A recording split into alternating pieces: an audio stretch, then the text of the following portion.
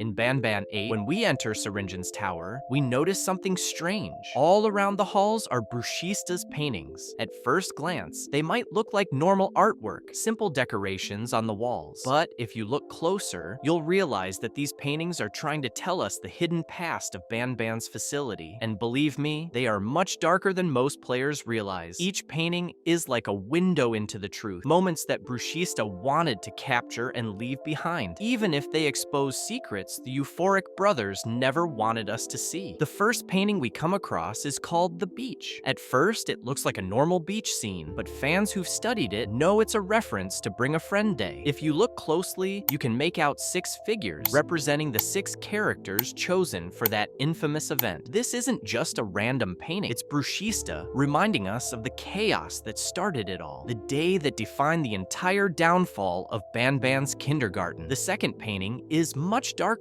It's a portrait of Syringen, and the title is Price of Greatness. The name alone is chilling. This piece was actually Brushista's gift to Syringen, honoring his rule over the kindergarten. But it's more than just a gift. The painting suggests the heavy cost of leadership, showing Syringen not just as a ruler, but as someone whose greatness demanded sacrifice. It also reveals how close Brushista and Syringen's relationship really was, almost like artist and king, bound together by ambition and control. The third painting is even more interesting. It's called Double Life, and it shows Syringen sitting with Sir Dadadu. The two of them are casually playing cards, but if you look closely at the cards on the table, you can see symbols of kingdoms drawn on them. The message here is clear. Both characters live double lives. One life as normal mascots, pretending to be part of the kindergarten. Another life as rulers, conspirators, and powerful forces inside the facility. Brushista captured their hidden truth in one single scene. The fourth painting is titled Dysfunctional. At first glance, it looks confusing. On the left side, you can see what looks like a distorted face, and some fans believe this might be teasing a new character. But if you look carefully, it's actually just Bitter Giggle's face. The painting represents the broken system of Banban's kindergarten, a dysfunctional facility where nothing worked as planned. The name Dysfunctional says it all. This is Brushista's way of showing that the entire foundation of the project was flawed, chaotic, and collapsing from within. Now, the fifth painting is where things start getting much darker. This one is called Thronefather. In it, Syringen sits on a giant throne like a king, while countless Givanium citizens surround him. Some are bowing down to him, showing his absolute power and dictatorship over the facility. This painting doesn't just highlight his control, it reveals just how far his reign reached. Syringen wasn't just a scientist or a leader. In Brushista's eyes, he was a ruler, almost worshipped, but also feared. The sixth painting is even more disturbing. It shows Stinger Flynn lying in a hospital bed, suffering from nightmares. In his dreams, he sees Syringen towering over him like a monster. The painting is called Reflected Paths. This piece is terrifying because it suggests the mental and physical suffering the characters went through during their creation. Stinger Flynn's nightmare reflects the painful process every mascot endured, as if the Givanium experiment scarred not just their bodies, but their minds too. And finally, the last painting is perhaps the most emotional of all. This one shows the entire mutant family together. Queen Bouncelia, Sir Dadadu, Syringen, Sheriff Toadster, Bitter Giggle, and even Brushista herself, standing proudly with her tail visible. Unlike the darker paintings, this one captures a time when they were all happy. It shows the old days of the facility, when the mutant family still lived together in unity, before everything collapsed. It's a bittersweet reminder of what they once had and what was lost forever. So what are Brushista's paintings really trying to tell us? They reveal the truth behind Banban's kindergarten, the rise of Syringen's rule, the secret double lives of its members, the suffering caused by Givanium, and the broken system that doomed them all. But at the same time, they remind us that once, long ago, the mutant family was whole and maybe even happy. Brushista wasn't just painting pictures, she was leaving behind warnings, memories, and secrets that shaped the entire story of Garten of Banban. And that's not the end, because Brushista didn't just leave behind paintings, she also created other objects scattered across Syringen's tower. At first, these things look like ordinary props, but if you take the time to really notice them, each one has its own backstory, and some are much darker than they appear. Let's start with the dagger. We first saw this dagger teased in one of the Banban Banban 8 promotional images, where it was stabbed directly into a banban plush. The weapon itself has an official name, Painful Memory. That alone tells us it's tied to some event or trauma in the past, something the Euphoric brothers haven't revealed yet. The dagger is more than just an item. It's a reminder of a moment that left scars, a memory so dark it had to be forged into an object. Then there are the tools. Both the remote and the 2-point drone are Brushista's creations as well. These might look like normal gameplay devices to help us solve puzzles, but in reality, they're her inventions. It shows that Brushista wasn't just a painter, she was also a designer, building tools that shaped how the kindergarten functioned. It adds another layer to her role, proving she had far more influence in the facility than most fans realize. And then there are the movie posters.